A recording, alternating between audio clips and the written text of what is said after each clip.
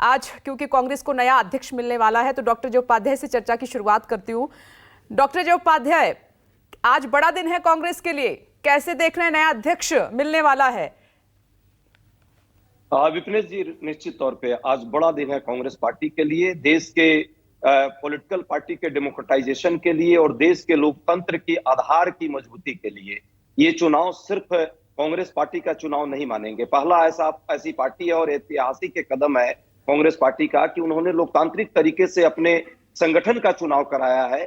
और जब भी लोकतंत्र मजबूत होगा तब पार्टियों के अंदर लोकतंत्र होगा, और उस पार्टियों के अंदर लोकतंत्र को मजबूती देने के लिए एटलीस्ट कांग्रेस पार्टी के अंदर इस मजबूती के लिए मैं धन्यवाद देता हूं।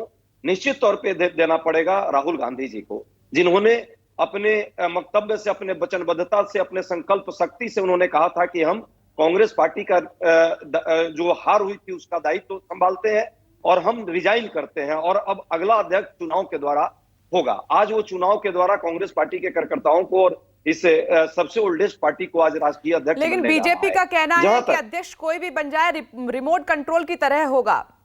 हाँ, ये के प्रश्न जरूर आएगा बार बार, और ये सच्चाई है कि हम चाहे जितना भी खुलापन करें, हम चाहे जितना भी लोकतांत्रिकरण करें, हम जितना भी देश के प्रति समर्पण के साथ लोकतंत्र की मजबूती के लिए काम करें, भाजपा को कभी नजर नहीं आएगा, क्योंकि वो विपक्ष की भूमिका में रहती है हमेशा।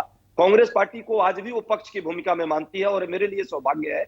जहां तक बात भाजपा की है, दीप तले अंधेरे वाली बात है। मैं तो पूछता हूं कि अभी दोबारा चुनाव हुआ है वहां भाजपा में, वहां के राष्ट्रीय अध्यक्ष को दोबारा चुन लिया इन लोगों ने, कौन सी प्रक्रिया अपनाई है?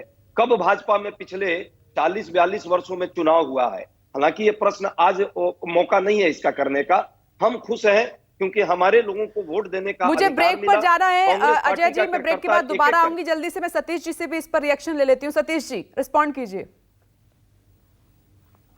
हम कांग्रेस को बधाई देते हैं कि 138 साल बाद इन्होंने फिर अपने को एओ ह्यूम की पार्टी से भारतीय पार्टी बनने की कोशिश कर रहे हैं। ये एक परिवार की छाया से निकले, और जैसे अभी वरिष्ठ लोगों ने कहा, अग्निहोत्री जी कह रहे थे कि इनको नए अध्यक्ष को यह साबित करना पड़ेगा कि वे एक पार्टी के अध्यक्ष, किसी परिवार के नहीं। इस देश में जितने दल दिखाई देते हैं आमतौर पे परिवार छोड़ते नहीं हैं। वाईएसआर ने तो पूरा आजीवन अध्यक्ष का भी दिया था, जिसपे चुनाव आयोग ने आपत्ति जताई है कि इसकी प्रक्रिया होनी चाहिए।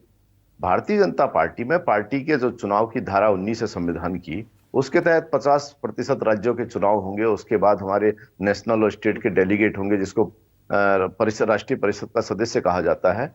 और अभी नड्डा जी का दोबारा नहीं बनाया गया है, अभी उनका कार्यकाल है। अगली तैयारियां हमारी जो चल रही हैं, जब हमारे राज्यों के चुनाव हो जाएंगे उस प्रक्रिया करेंगे।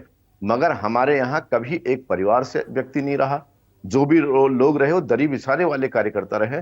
कम से कम वामपंथी दलों में और भारतीय जनता पार्टी में कैडर का सिस्टम है, कोई परिवार का सिस्टम नहीं है, किसी का छाया नहीं है, कोई रबर स्टैंप नहीं है। सारे लोग विचारधारा से संचालित होते हैं। मगर आज का दिन कांग्रेस पार्टी का है। अगर ये नए स्वरूप में आते हैं तो देश का भला होगा, और जितने लोग एक परिवार की चरण वंदना करते रहे हैं उससे बाहर आके ये भारत की राजनीतिक पार्टी के खुले आकाश की राजनीति करें। मेरी शुभकामनाएं हैं उपाध्याय जी। नहीं, इस चीज की तो आपको तारीफ करनी पड़ेगी सर, क्योंकि बीजेपी आरोप लगाती रही कि एक ही परिवार का दबदबा है। देखिए, उस बात को बदल के रख दिया, अब गांधी परिवार से बाहर का अध्यक्ष बनने जा रहा है।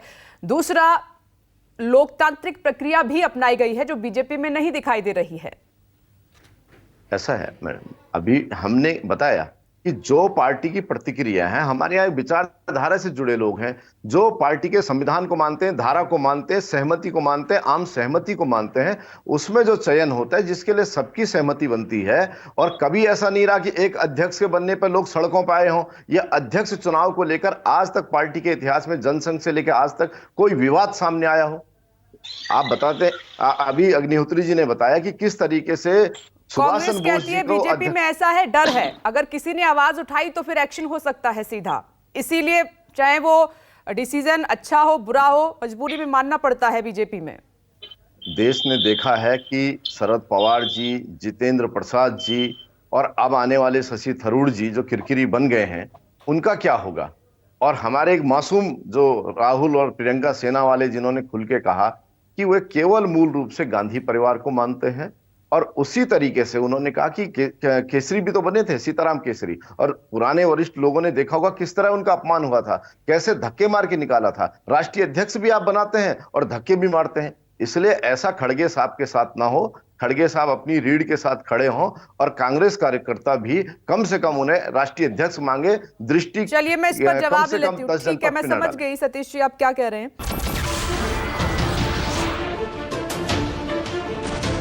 नमस्कार, मैं हूं संदीप चौधरी। अगर आपको ये वीडियो पसंद आया हो तो इसे लाइक और शेयर जरूर करें, और हाँ, हमें सब्सक्राइब और फॉलो करना ना भूलें ताकि आप देश और दुनिया की कोई खबर मिस ना करें। तो जुड़िए हमारे साथ और देखते रहिए News 24।